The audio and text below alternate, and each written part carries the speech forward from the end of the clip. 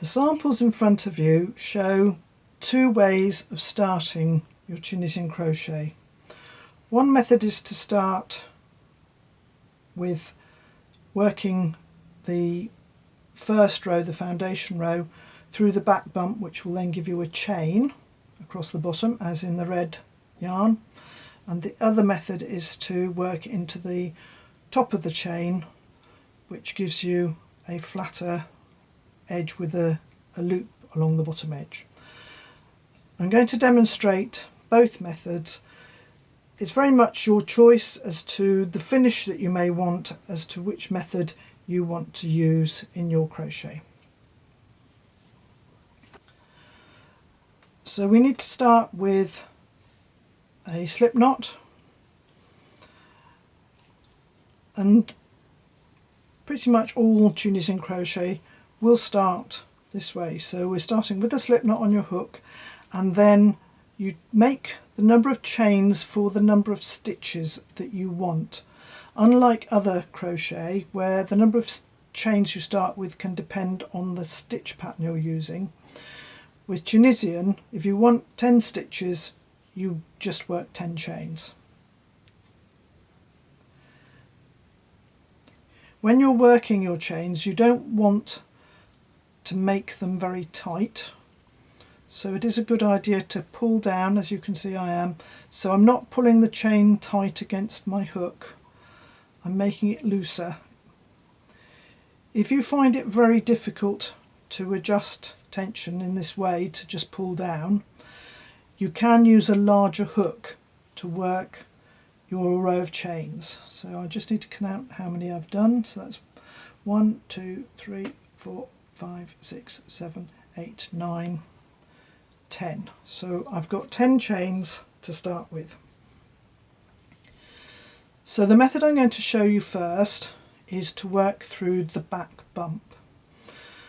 Working through the back bump, so if I turn my crochet over here, we're going to be working through these back bumps of the chain. That will give you a chain edge along the bottom of your piece of Tunisian crochet, which matches the chain edge at the finish. But if you're looking for a different method, then you can follow the alternative method I'll demonstrate in a minute. So I'm turning my crochet over. The stitch that's on the hook is your first stitch, so I'm not going to go into that very first bump.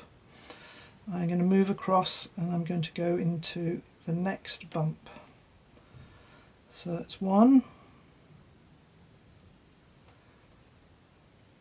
2, 3,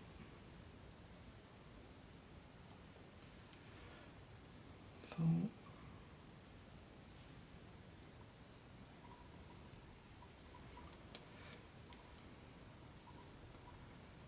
5,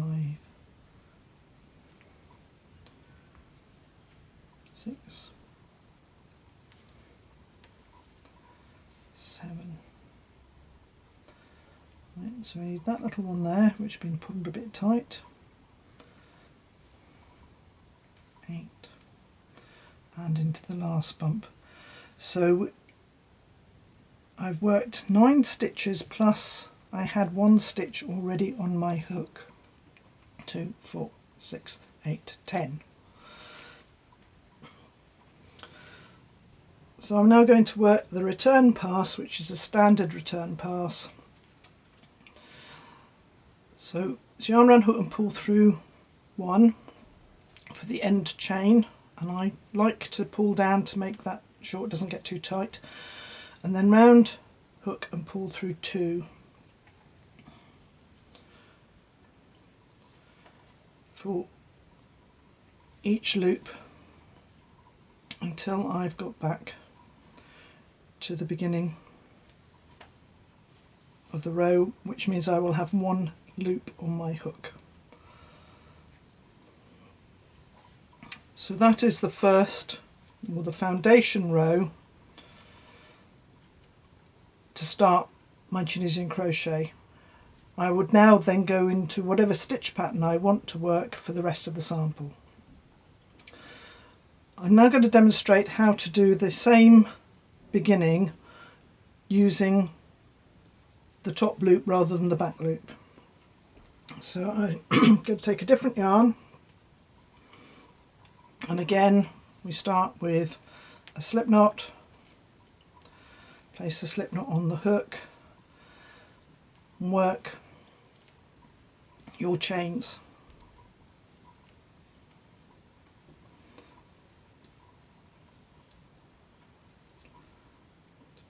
If you keep moving your hands up as you're working the chain, you can keep the tension on the chain so that it doesn't become too tight.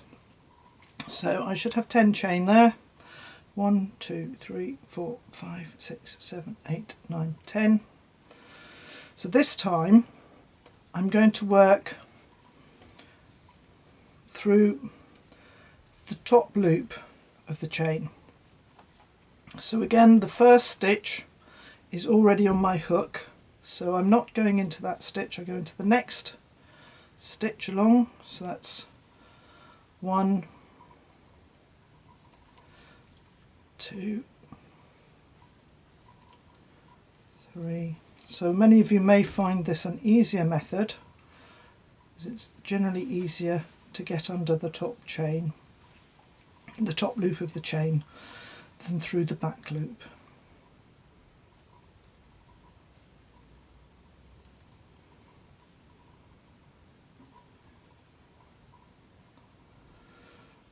So I'll just check that I've got the number of stitches I require. 2, 4, 6, 8, 10. And I've got a much flatter sort of cable finish to the edge with this version.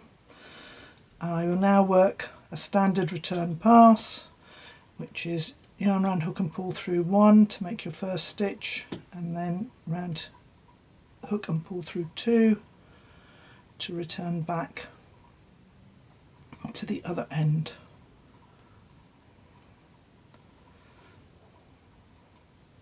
Of the row until we get 1 stitch left on the hook. So this is the alternative method of working your foundation row. So you've got the choice of either working through the top loop, which gives you this flatter edge, or working through the back bump, which gives you a chain.